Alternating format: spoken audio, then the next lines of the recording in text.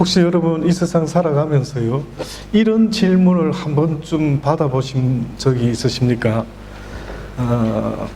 먹기 위해 당신은 사십니까? 아니면 살기 위해서 먹습니까? 이런 질문 받아보신 적이 있습니까? 그럼 뭐라고 대답하십니까? 여러분 앤서가 뭡니까? 먹기 위해서 사십니까? 살기 위해서 먹습니까? 라고 이렇게 질문하면 아마 조금 생각해 본 사람들은요, 대번에 이렇게 말하겠죠. 먹기 위해서 산다니까 좀 뭔가 그렇죠. 그래서 살기 위해서 먹는 것 같습니다 라고 이렇게 말합니다. 근데 또 보면은요, 살기 위해서 먹는다라고 말을 하지만 그 말은 곰곰이 따져보면은 일하기 위해서 먹는다, 돈 벌기 위해서 먹는다, 이런 이야기도 될 수가 있는 겁니다. 그래서 결국은 우리 인생이라는 존재가요, 어떠한 것을 위해서 이 땅에서 우리가 인생을 시작하게 되었는가 하는 것은 아마 사는 날 동안 자주 자기 스스로에게 아마 물어보는 그러한 질문이 되지 않을까라는 생각이 듭니다. 여러분은 왜 사시는지 아십니까? 왜 사십니까? 저는 티네이저 때에 어떤 생각을 했느냐면요, 좀 조숙했던 것 같아요. 사람이 왜 저렇게 열심히 돈 벌고 살다가 나중에 죽으면 어떻게 됩니까? 모든 걸 다 내려놓게 되더라고요. 맞습니까? 죽으면 다 두고 떠나더라고요. 저희 아버님 돌아가셨을 때에 저희 아버님 평생을 쓰셨던 시계가 있었거든요. 시계가. 그 시계도 두고 가시고요. 아버님이 즐겨 입으셨던 양복도 두고 가시고. 그래서 제가 아들로서요, 저희 아버님이 가장 좋아하셨던 것 버리지 못했어요. 그래서 한동안 아버님 시계도 제가 그 옛날 골동품 같은 무거운 시계를 좀 차보기도 했고요. 또 아버님이 즐겨 입으셨던 양복이 있었어요. 그 차마 버리기가 그렇더라고요. 그 아들인 제가 그 양복을 한번 그래도 좀 물려서 입어야 되겠다 생각하고 한동안 버리지 못하고 물려 입었던 적이, 저는 지금도 안 버리고 갖고 있는 게 있습니다. 그러면 우리 막내 정재가 아는데요, 수저가 하나 있습니다. 수저가 아주 넙수저 있죠.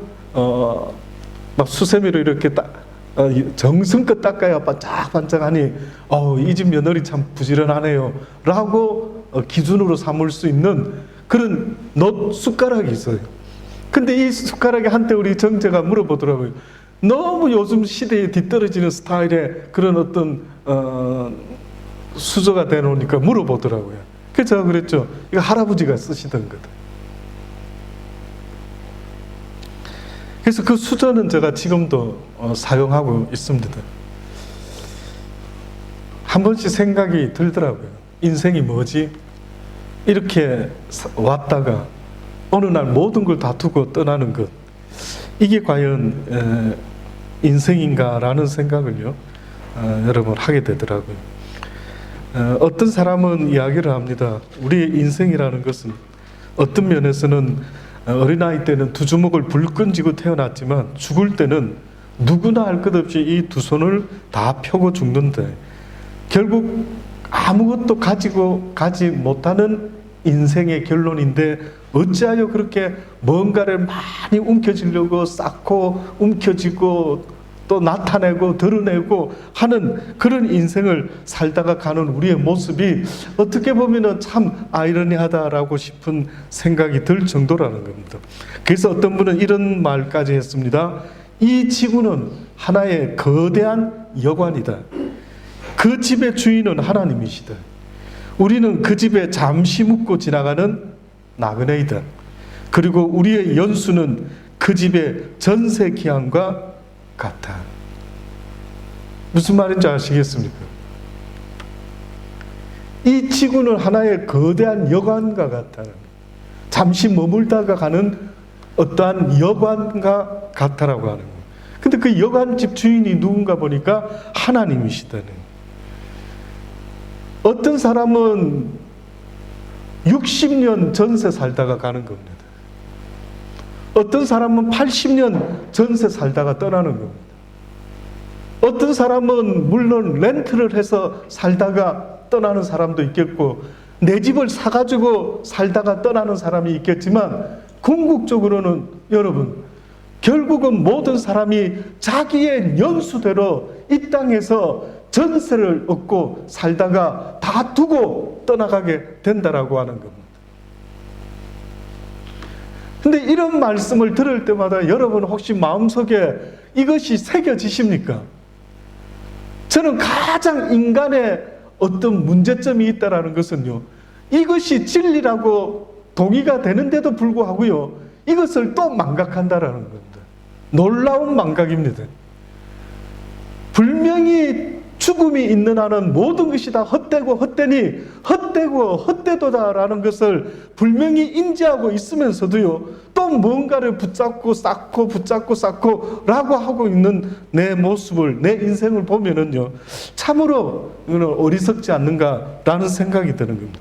그래서 하나님은 말씀하십니다. 너희에게 기회가 있을 때에 그 주어져 있는 모든 것을 가지고 하늘의 보화를 쌓으라고.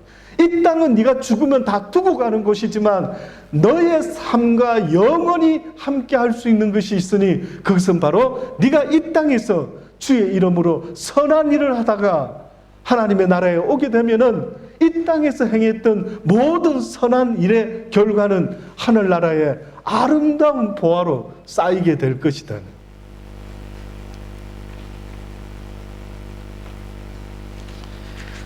인생의 목적은요, 수많은 철학자들이, 많은 사람들이 연구하고 궁리를 했습니다마는 대부분 사람들이 딱 부러지게 쉽게 이야기를 못해요.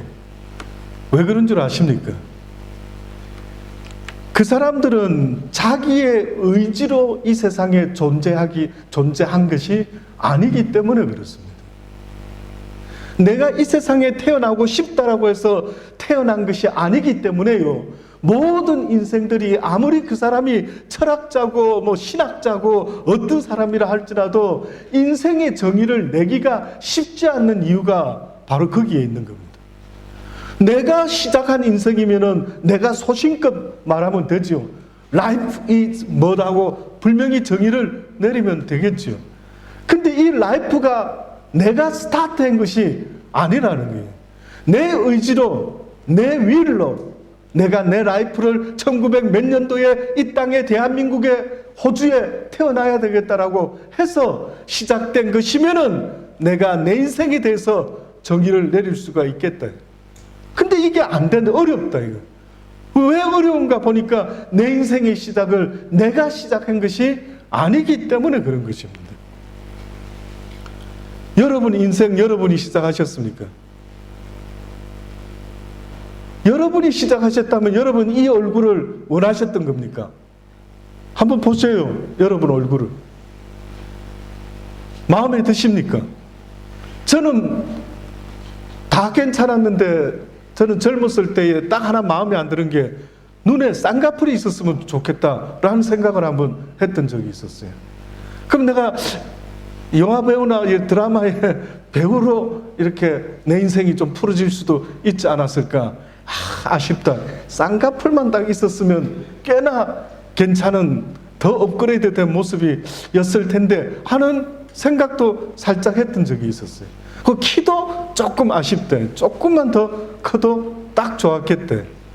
저희 어머님은요, 저희 자랄 때에 저희 누님이 쌍둥이 누님이 두 분 계신데 이쁘셔요. 제가 저희 누이지만은 저희 외가 쪽에 이경진이라고 그 배우가 있습니다. 그쪽 핏줄들이 좀 있어요. 저희 외가가. 저희 누님이 제가 객관적으로 봐도 이뻐요. 근데 늘 저희 어머님이 아쉬워했죠. 미스 코리아 내보낼 수 있는데 아쉽게도 키가 작다. 그래서 야, 키만 좀 더 컸었으면 네 누이 미스 코리아에 나갈 수 있었을 텐데. 저 역시도 키 좀 더 크고 눈도 쌍꺼풀이 좀 더 지고 이래 했으면 더 참 멋있지 않을까요? 근데 태어나 보니까 이 모습으로 태어난 겁니다. 내가 선택한 게 아니에요. 여러분이 아무리 외모가 잘나고 키가 크고 뭐 어쩌더라도 여러분이 선택한 게 아니에요. 태어나 보니까 부모님 덕분에 뭐 덕분에 이런 모습으로 이런 환경에서 살아왔습니다라고 그렇게 말을 하지 않습니까? 그러니 내가 결정한 것은 사실은 아무것도 없는 겁니다. 그래서 오히려 질문을 해야 되는 질문은요, 뭐냐면 하나님 왜 나를 이렇게 지어주셨습니까? 그 용도가 뭡니까? 이렇게 오히려 하나님께 질문하는 겁니다. 그래서 결국은 인생은요, 이것과 똑같습니다. 자동차를 내가 만든 것은 아니에요. 나는 자동차를 만들 수 없어요. 만들지도 못하고 저 혼자 자동차 만들 힘도 없습니다. 그런데 저는 자동차를 매일같이 몰고 다닌대. 드라이브를 매일 한다 이거예요. 그 말은 자동차를 만들지는 못하지만은 자동차를 운전하는 법은 배워서 알고 있대. 내 인생을 내가 시작한 것은 아니지만 그러나 내 인생이 무엇 때문에 존재하고 있느냐 하는 것은 이제는 성경을 통해서 알았다라는 거예요. 그래서 이제는 이 성경의 말씀에 충실하게 운전하겠다라는 거예요. 이것이 하나님이 우리에게 말씀하는 겁니다. 죄송하지만 여러분의 인생은요, 나를 위해서 사는 게 아니에요. 가끔 어느 완고한 부모님 밑에서 자녀들이 숨막혀 하죠. 목사님, 우리 아버지 좀 말려주세요. 우리 어머니 좀 말려주세요. 숨이 막힐 것 같아요. 얼마나 이렇게 돼야 된다, 저렇게 돼야 된다, 이렇게 살아야 된다, 저렇게 이거 해라, 이거 해라, 피아노 해라, 뭐 발레를 해라, 뭐 해라. 여러분 혹시 자녀 됐을 때에 부모님이 자신한테 여러 가지로 푸시하는 경향이 있었던 적이 있습니까? 왜 그런 것 같아요? 왜 부모님이 나한테 이렇게 푸시를 해서 너는 뭐가 되면 좋겠다, 어떻게 하면 좋겠다.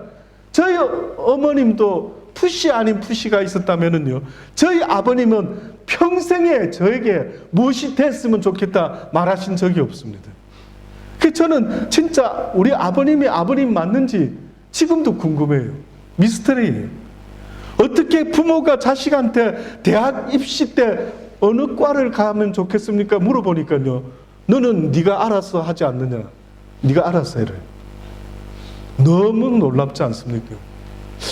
어떻게 아버지인데 그래도 자식에게 상담을 해줄 수 있어야 되는데 그런 이야기를 들어본 적이 없었어요. 근데 저희 어머님은 살짝 푸시를 했습니다. 저희 어머님은 제가 어렸을 때부터요, 말을 잘했답니다. 그래서 저보고요, 변호사 되라고 하시더라고요. 로이어가 되었으면 좋겠다라고. 아마 됐으면은 좋았겠죠. 근데 저는 목사 되고 나서요, 그때 어머님이 푸시했던 그 생각을 떠올리면서, 저는 하나님의 변호사를 할 겁니다.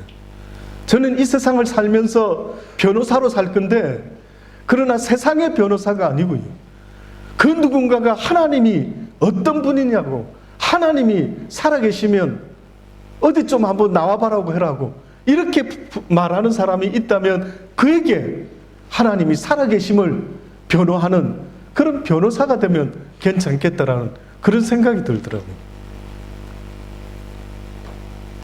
푸시하는 이유가 뭔 줄 아십니까? 내 자식이, 내 썬이 세 썬이나 있지만은요, 과연 나의 기대에 얼마나 부응할 수 있을는지 모르지만 내 자녀들이 어디 가서 막 함부로 살게 되면은요, 그 나의 부끄러움이 되는 거예요. 프라우드가 되는 게 아니라 부끄러움이 된다고요. 여러분이 어렸을 때, 자랄 때 그런 경우들이 많이 있지 않습니까? 어떤 사람이 막 개차반으로 술을 먹고 뒤집어 쓰고 오줌을 누면서 거기에 엎어져서 잠이 들고 그러더라고요. 지나가면서 사람들이 그런 장면을 보면은요, 야, 저게 누가 자식이라고 저걸 놓고 아마 누가 미역국 먹었는갑다 그러더라고요. 부끄럽다 이거. 우리 모두는 그런 속성이 있습니다. 내 부모님께 누가 되지 않도록 내 부모님의 프라우드가 될 수 있도록 살아가려고 하는 이런 마음이 있는 것처럼요. 하나님이 우리에게 요구하시는 그 마음이 바로 너희가 나의 프라우드가 되어 주었으면 좋겠대. 너희가 내 삶의 증인이 되어 줬으면 좋겠대. 사람들이 너를 볼 때에 나 하나님이 어떤 하나님인가를 알 수 있는 그러한 존재들이 되어 줬으면 좋겠다라고 하나님은 우리에게 지금도 말씀하고 계시는 겁니다. 여러분과 제가 사는 이유는 바로 그겁니다. 세상에 여러 가지 삶의 이유가 있을 수가 있겠지만은요, 여러분 한시도 잊지 마셔야 됩니다.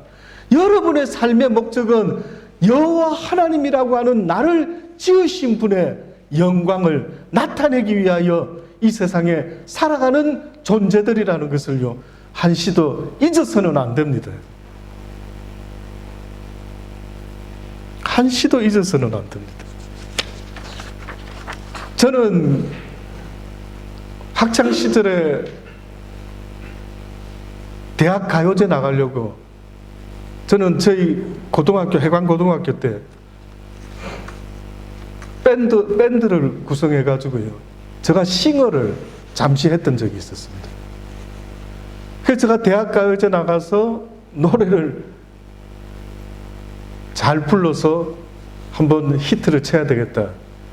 얼마나 열심히. 그래서 저는 중1 때부터 기타를 쳤습니다.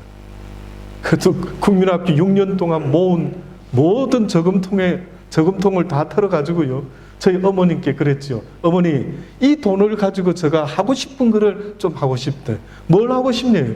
그래서 기타를 배우고 싶대. 그래서 부산의 충무동에 배영식 기타학원이라는 이름도 잊지 않습니다.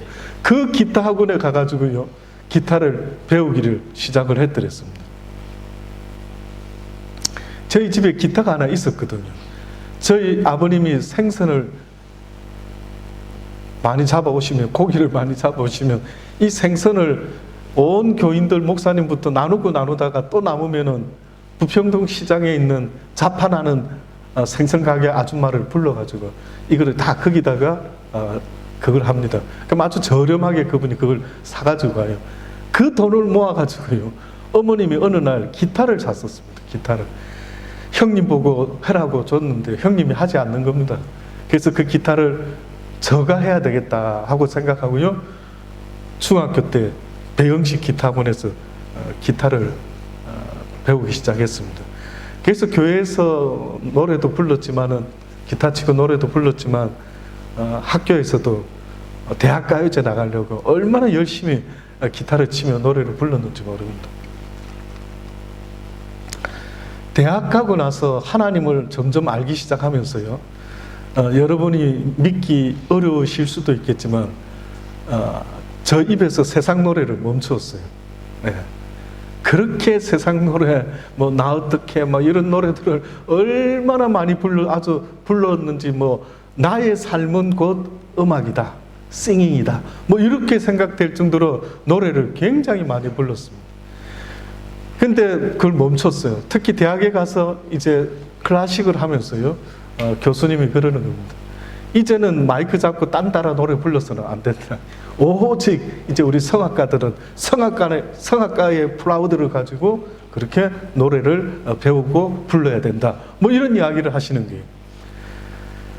그래서 그 이후로부터는 유행가를 불러본 적이 없습니다.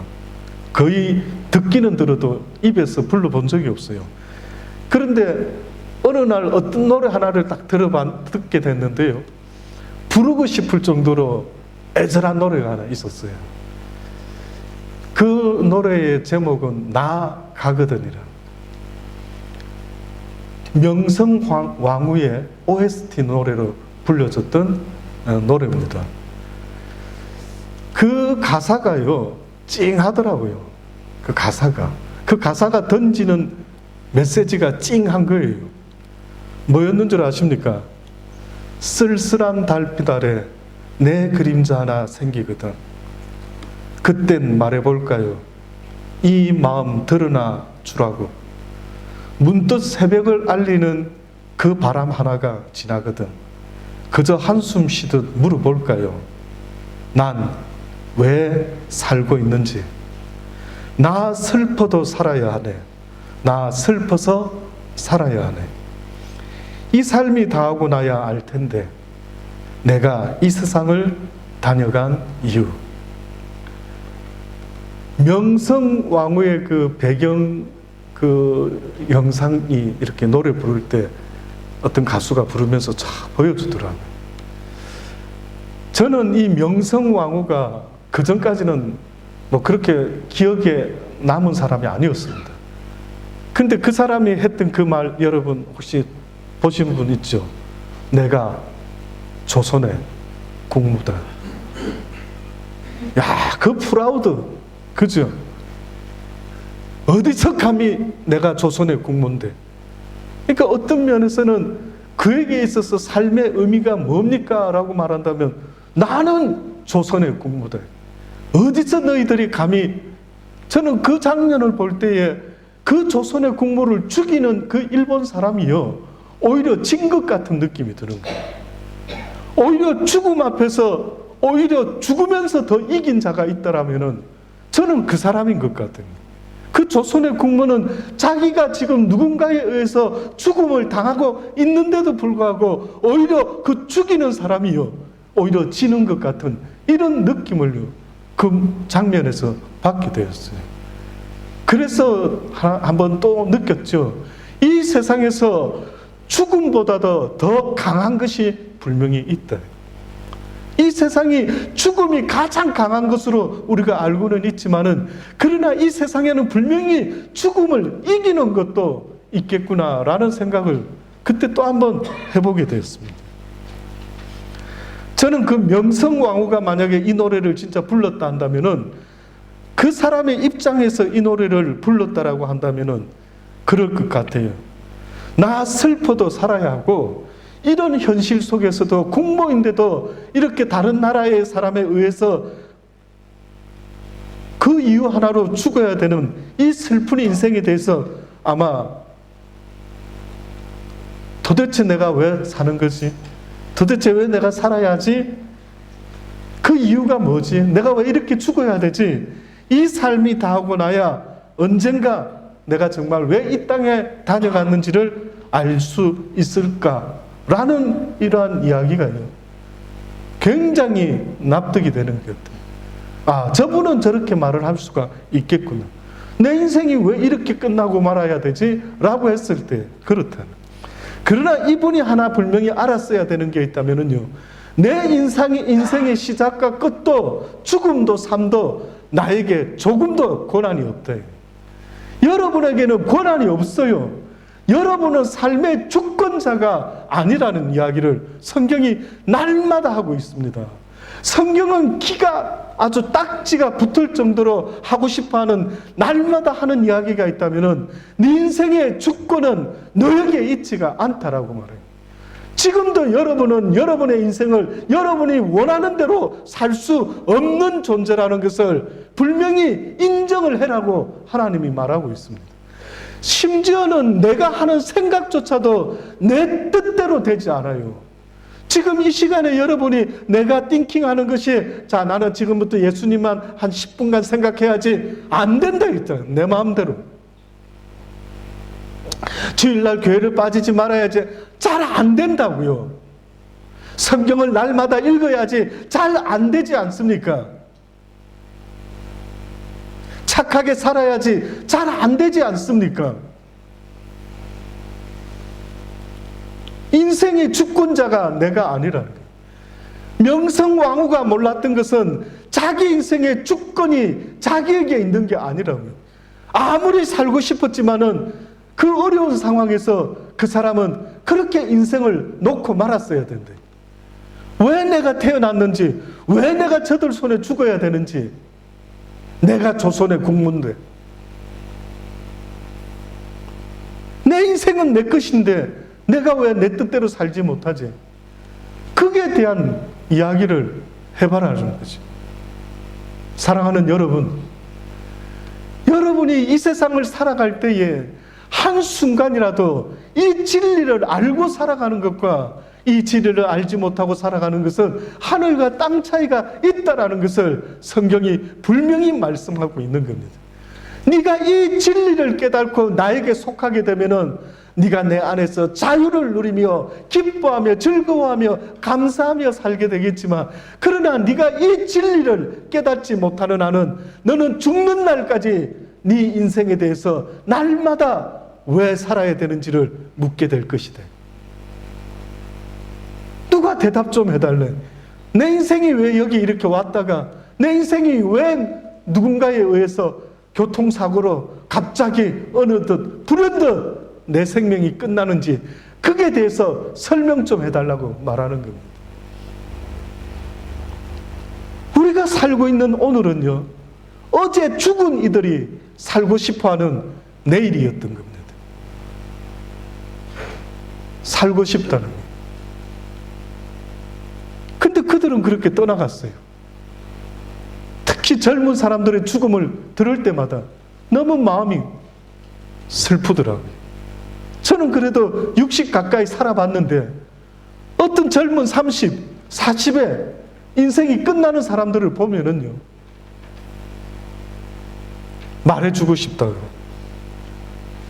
왜 죽는지를 말해주고 싶더라고요.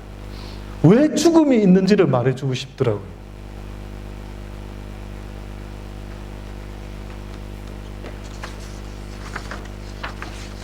저와 여러분의 인생은 시작도 끝도요, 오직 그 주권은 예수 그리스도 하나님에게 있다라는 사실을 잊지 마셔야 됩니다. 여러분이 주권이요, 그분께 다시 드려지지 않으면은 여러분의 인생은요, 하루도 살 수가 없습니다. 내 생명의 주권자가 당신입니다. 내 삶의 주권자가 당신입니다. 하나님, 내 삶을 다스려 주옵소서, 내 삶을 주관하여 주옵소서 라고 하기 전까지는요, 결단코 여러분이 이 세상에 살아가는 날 동안 그 심령에 하나님만이 주실 수 있는, 하나님이 다스릴 때만이 비로소 얻게 되는 그 평안을요, 도무지 얻을 길이 없는 겁니다. 돌아보세요. 내 심령에 그 평안이 있었던 적이 있었는 거예요. 여러분이 죽을 때까지 예수 그리스도를 통하지 아니하고는 도무지 얻을 수 없는 것이 있는데, 그것은 바로 심령의 평안이라는 것입니다. 삶의 평안을 죽음 앞에서는 도무지 얻을 수 없는 것은 걱정과 근심과 두려움과 떨림이지 않습니까? 죽음이 이 땅에서 왕노릇하고 있는 한 저와 여러분은요, 평안이라는 것을 얻을 길이 없는 거예요. 돈으로 얻을 수 있는 것, 돈 버는 것 등등은 할 수 있을지 몰라도 내 심령 안에 그 돈으로 살 수 없는 평안이라고 하는 것이 있다라는 거예요. 이게 우리는 행복이라고 말하는 거예요. 행복하고 싶어요, 목사님, 내 인생. 그래요. 행복하고 싶은 내 인생을 내가 행복을 만들어낼 수 있는 게 아니라 하나님의 손에 달려 있다라는 것을 하나님은 말씀하고 있는 겁니다. 그래서 예수 그리스도가 이 땅에 왕으로 오셨다라는 것은 바로 나의 왕으로 오셨다라는 거예요. 그분의 백성이 된다라는 것은 그분이 나를 다스려주고 통치하여 주는데, 그분이 다스리는 것은 바로 평안이라는 거예요. 그분이 내 인생을 다스려줄 때 내 심령 안에는요, 평안이라고 하는 것이 생겨진다라는 것을 성경은 우리에게 말씀하는 겁니다. 돈을 많이 벌었는데 이 마음에는 피스풀이 없는 거예요. 건강한데 이 마음에 피스풀이 없는 거예요.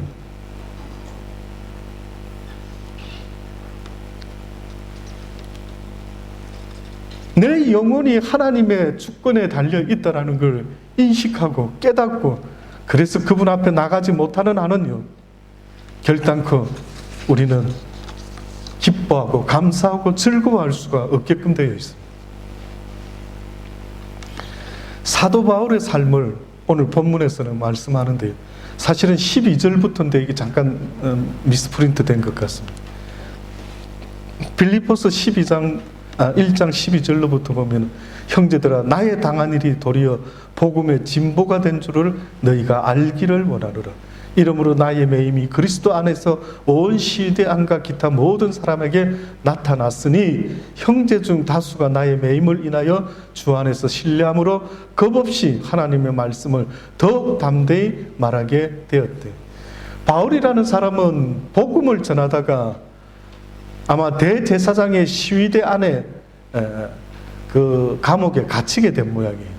근데 지금 이 바울이 자기가 복음을 전하다가 그리스도의 종의 삶을 살다가 감옥에 갇힌 바 되었는데 오히려 그는요, 이 매임 가운데 주님 안에서 신뢰함으로 겁없이 하나님의 말씀을 더욱더 담대히 말하게 되었다라고 그렇게 고백을 하면서요, 어떤 이들은 투기와 분쟁으로, 어떤 이들은 착한 뜻으로 그리스도를 전파하느니, 어떤 이들은 바울이 감옥에 들어갔다라는 소식을 듣고 잘 됐구나, 이참에 내가 좀 히트를 쳐야 되겠다라고 생각하기도 하고요. 또는 어떤 사람은요, 바울이 미워가지고요, 오히려 그리스도인들이 바울이 더 고통을 받도록 하기 위해서 투기와 분쟁을 일으키는 복음 전도를 했던 자들이 있었던 모양이에요. 그래서 사람들이 저 예수쟁이들 저거 다 감옥에 쳐넣어야 돼, 뭐 이런 소리를 듣도록 만들기 위해서 어떤 이들은 투기와 분쟁으로, 어떤 이들은 착한 뜻으로 순수하게 그리스도만을 전파하는 이러한 일들이 있었다라는 거예요. 이들은 내가 복음을 변명하기 위하여 세우심을 받은 줄 알고 사랑으로 하나, 저들은 나의 매임에 괴로움을 더하게 할 줄로 생각하여 순전치 못하게 다툼으로 그리스도를 전파하느니라.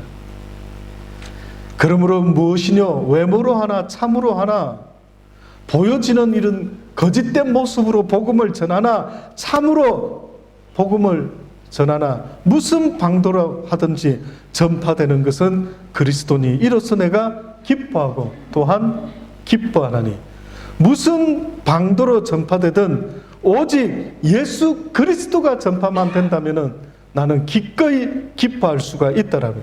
이것이 너희 간구와 예수 그리스도의 성령의 도우심으로 내 구원에 이르게 할 줄 아는 거로 나의 간절한 기대와 소망을 따라 아무 일에든지 부끄럽지 아니하고 오직 전과 같이 이제도 온전히 담대하여 살든지 죽든지 내 몸에서 그리스도가 존귀되게 하려 하나니, 이는 내가 사는 것이 그리스도니 죽는 것도 유익함이라. 예수님이 내 안에서 살기를 원하시는 겁니다, 여러분. 사랑하는 여러분, 여러분의 삶이 혼자 살도록 되어 있는 것이 아니라 여러분의 삶 가운데 예수 그리스도께서 같이 살기를 원하고 계신다라고 그렇게 말씀하는 겁니다. 당시에 예수님 당시에 사람들이 예수님과 함께 사는 방법을 알지 못하다 보니 전부 다 자기를 위해서 살기 시작했어요. 그런데 보니까요, 예수님을 이제는 알고 그를 위해서 살게 되는 사람들이요, 제 것을 조금 더 제 것으로 여기지 않고 어려운 사람들을 돌아보며 살아가게 되는 예수님이 살았던 모습으로 바뀌어지면서요, 사람들이 보니까 깜짝 놀랐던 겁니다. 예수 믿지 않던 사람들이, 예수 믿는 사람들이 뭔가 우리와 다르다는 걸 알았는데 그것이 뭔가 봤더니만은 당시의 사람들은 모두가 자기를 위해서 살았던, 아주 셀피시적인 그런 삶을 살았던 거예요. 그런데 예수를 믿고 크리스찬이 되고 나서는 어떤 삶으로 바뀌었는가? 나누는 삶으로 바뀌어졌다. 제가 나눔 선교하는 이유도 그렇습니다. 저는 그것을 할 수 있는 자격이 있지 않지만은 하나님의 말씀에 보니 나누라는 거예요. 크리스찬인의 삶이라 한다면은 나누는 삶이 돼야 된다는 것이 맞기 때문에 억지로라도 올무를 메고 이웃 나라까지 가서라도 그렇게 그 사랑을 나누려고 그 나눔 선교 일을 하고 있는 겁니다. 나누기 시작하니까 그때서야 세상 사람들이요, 예수 믿는 사람들을 칭송했더라라고 했어요. 박수 친 거예요. 와, 요즘은 기독교가 뭐 개독교라 그러고 목사가 먹사라고 한다라는 거예요. 언젠가부터 기독교인이라 하면은 그 기독교인의 그 가치, 아이덴티티, 이게 완전히 아주 땅에 뿌려진 소금과 같이 밟혀버리고 마는 겁니다. 잊지 마세요. 여러분이 교회에 다니고 있다라고 하는 그 아이덴티티, 여러분이 하나님을 믿고 살아간다라는 그 아이덴티티는요, 바로 세상 사람들과 구별되는 그 모습이 있어야 되는데, 바로 그 모습은요, 내 이웃을 내 몸과 같이 사랑하는 것에 있다라는 사실을 한시도 잊어서는 안 되는 겁니다. 이것이 바로 그리스도의 영광을 위해서 사는 겁니다. 네가 나를 사랑한다면은, 네가 나의 영광을 나타내기를 원한다면 너의 이웃을 내 몸과 같이 그렇게 사랑하며 살아라고요. 이제 마지막 때를 만났으니 사랑하는 자들아, 정말로 열심히 힘써서 서로 사랑하자.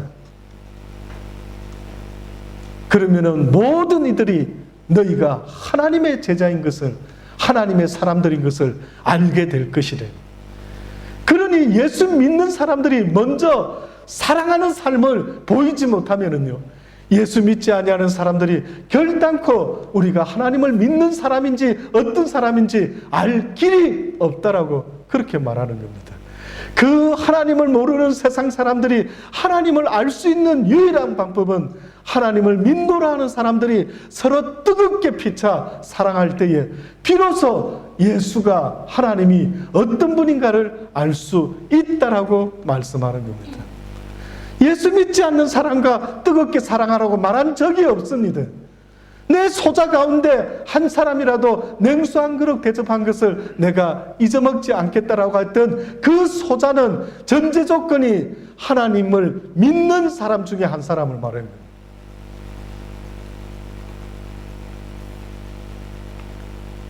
하나님을 부인하고 하나님을 원치 않는 그들에게 대해서 하나님 역시도 나는 너를 알지 못한다 라고 분명히 말씀하려고 아예 작정을 하고 계시는 거예요.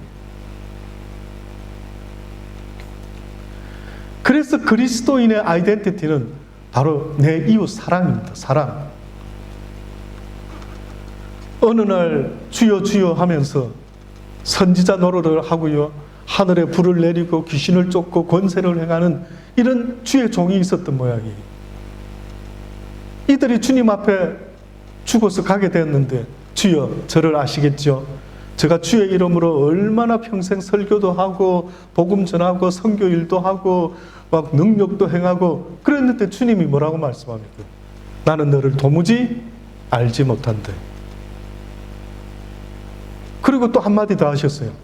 불법을 행한 자들아 내게서 떠나가라. 법을 어겼다라는 거예요. 법을 어겼다라는 거예요. 하나님의 법을 어겼다라는 거예요. 아니, 하나님의 법이 복음 전하는 거 아닙니까? 복음 전하는 것처럼 중요한 게 어디 있습니까? 설교하는 것처럼 중요하고 선교사로서 아골골짝 빈들에 가는 것보다 중요한 게 뭐가 있겠습니까? 하나님이 가장 기뻐하는 것 아닙니까? 라고 했더니만 불법을 행한 자들은 그 기준이 뭐냐 보니까요, 바로 사랑이다. 사랑을 하지 않는 삶은요, 어떤 일을 행해도 다 불법이다. 가장 최고의 상위법이 있는데 그 최고의 상위법이 바로 사랑의 법이라고 하나님이 정해놓으신 거예요. 놀랍지 않습니까? 사랑 없이 행하는 모든 것은 다 불법이다라고 그렇게 말하는 거예요. 주님에 대한 그 사랑 없이 살아갈 수 있는 것은 없다라는 거예요. 모든 것들은 다 주님 때문에 행하는 것이라. 그래서 내 삶을 통해서 하나님이 나타나지 않으면, 하나님의 사랑이 나타나지 않으면, 하나님의 영광이 나타나지 않으면, 하나님의 위대함이 나타나지 않으면 그건 가짜다. 그 가짜라는 겁니다. 그래서 여러분 인생이 나중에 끝날 때에, 그분 앞에 섰을 때에 명성왕후는 언젠가 하나님 앞에 물어봤겠죠. 내 인생이 다하도록 이렇게 살다가 허무하게 이렇게 조선의 국모로 살다가 죽었습니다. 왜 내가 이렇게 죽어야 합니까? 라고 물어봤을 때 분명히 하나님께서는 말씀하셨겠죠. 네가 이 땅에서 사나 죽으나 오직 나 예수 그리스도의 영광을 위해서 살았어야 되는데 너는 나를 알지 못했대. 이것이 그분의 슬픔입니다. 그 명성왕후의 슬픔은요, 그가 하나님을 알지 못하고 살았다 한다면 그것이 바로 그의 인생의 가장 큰 슬픔이 되는 거예요. 사랑하는 여러분, 기회가 있을 때에 그 하나님의 말씀대로 명심하고 살 수 있는 저와 여러분 되기를 원합니다. too late이다라는 말 들어보셨습니까? 언젠가 누군가에게는 too late이다. 좀 더 찬스가 있었을 때, 하나님을 위해서 살 수 있는 좋은 찬스가 있었을 때 힘을 써서 살았어야 되는데, 그때는 그렇게 복음을 전하지도 사랑을 나타내지도 영광을 나타내지도 않고 살다가 죽을 때에 비로소 깨닫는다 한다면 그것은 too late이다. 사랑하는 여러분, 아직도 내 인생을 하나님이 허락하고 계셨다면 그건 바로 그 이유 말고는 없다라는 사실을 잊지 마셔야 됩니다. 저도 얼마 동안 더 살 수 있을지는 알지 못하지만 늘 저 스스로에게 결심을 하고 있죠. 주여, 내 남은 인생이 당신의 주권에 사로잡힐 수 있도록 은혜 베풀어 주옵소서. 그래서 당신이 이끄는 대로 이끌려가며 살아갈 수 있는 그런 인생이 될 수 있도록 하나님 은혜 베풀어 주옵소서. 그저 왔다가 덧없이 인생이 끝나는 그런 슬픈 인생 되지 말게 하시고 하나님 앞에 사로잡혀 하나님의 영광을 나타내며 살다가 하나님 앞에 설 수 있는, 그리고 칭찬받을 수 있는 하나님의 자녀 되게 하여 주옵소서라고 그렇게 고백할 수 있는 저와 여러분의 인생이 되기를 간절히 주의 이름으로 축원합니다. 기도하십시다. 하나님, 그렇습니다. 이곳에 고개 숙인 당신의 사랑하는 자녀들은 아버지 덧없이 왔다가 덧없이 끝나는 인생 되지 않기를 원합니다. 그래서 자기의 인생이 왜 왔다가 왜 끝나는지도 모르고 살다가 누군가 대답 좀 해달라고, 내 인생이 왜 여기 왔다가 이렇게 살다가 이렇게 끝나야 되는지를 알려달라고 그렇게 부르짖는 슬픈 인생 되지 않기를 원합니다. 우리의 인생이 해피엔딩으로 끝나기를 원합니다. 그래서 언젠가 주님 앞에 섰을 때 칭찬받을 수 있는 아름다운 인생으로 아버지 하나님 끝날 수 있는 우리의 인생이 되게 하여 주옵소서. 이 땅의 것만 바라보지 말게 하시고 영원한 하나님의 나라의 것을 바라보게 하시고, 그래서 날마다 자신들을 쳐서 복종시키며 주의 말씀을 붙잡고 살아갈 수 있는 귀한 하나님의 자녀들의 삶을 우리 모두가 살아가게 하여 주옵소서. 우리를 통하여 하나님의 사랑이, 하나님의 영광이 온 땅에 아름다운 빛으로 나타날 수 있게 되기를 원합니다. 그래야 그들이 하나님을 모르고 살다가 내가 너의 삶을 보니까 하나님은 분명히 살아계신 하나님인 것 같다라고 그렇게 칭송받을 수 있는 아름다운 인생들이 다 될 수 있도록 은혜 베풀어 주옵소서. 예수님의 이름으로 기도드리옵나이다. 아멘.